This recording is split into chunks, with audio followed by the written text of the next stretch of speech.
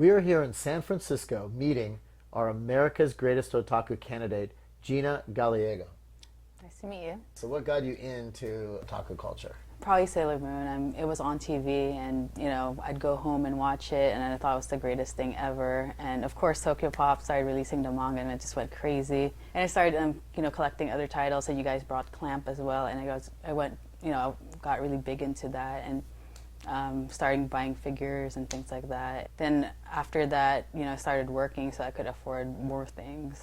So that escalated to like figures and dolls. So do you consider that you have had an addiction?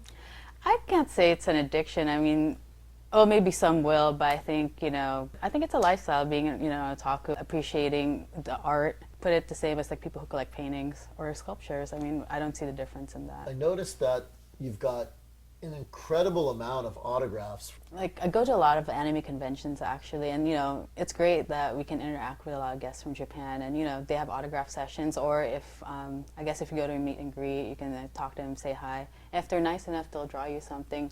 I like getting them because I appreciate it, and I think this is one of the best things you can have if you certainly love a show. So, well, you have Takeuchi Naoko, yeah, right? Of course. Sailor Moon, gotta get that. I mean, it's one of my favorite shows. I have Clamp as well. Oh, you do? Yeah, all four? All four. That's cool. And I guess for Cardcaptor Sakura, that's a script signed by all the main seiyuu. And it seems to me that not only are you someone who collects, but you also are involved in the actual community itself. Yeah, actually, I was a member. I went to UC Berkeley, so I was a member of the anime club there, and we actually had put on a convention. Now you also have lived in Japan, right? Yes. Before you went to Japan, you were into it, and then afterwards you got into it again even more. Yeah. Did you have a different perspective on things? Yeah, certainly, because you're there. I kind of appreciate more what goes into it. Now I'm kind of like, I gotta support anime more in money. Maybe that's why I buy so much, because the animators themselves don't make a lot of money out of the product. How many items overall would you guess that you've collected over the years? A lot. Any idea? I have to say in space, but probably I could fill this whole area. What about financially? If you can't put it in number of items. Could buy a house, probably. You think you could buy a house? Or at least a pretty good down payment, I would say. I mean, I've been collecting since I was 12. That's like 15 years. So it's pretty crazy. On average, I probably spend $1,000 on anime-related stuff. Right. In a month, on average. In a month, on average.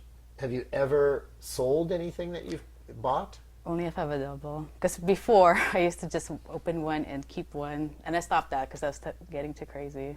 You were buying two of everything? Oh my God. What's the most you've ever spent on one item? That's tough. Maybe the dolls for now, because I mean they're crazy. They're like $1,000. These little dolls here that I love. Yeah. So this doll here, let's just watch I break her. So I don't want to hold her by her head.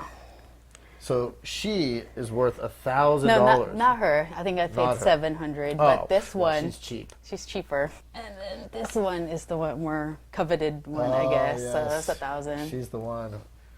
Look at this. I have $1,700 worth of dolls sitting on my lap right now. And do the clothes come with the dolls? They do, but they again, their clothes are also limited. So these dolls are probably more well dressed than I am.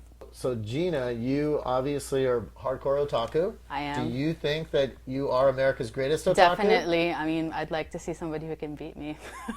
There you go. Gina, thank you so much. All right, thank you. I really enjoyed meeting you. I did. It's a a pleasure. Pleasure and indeed. a privilege for me to meet you. Oh, no, the privilege is all mine.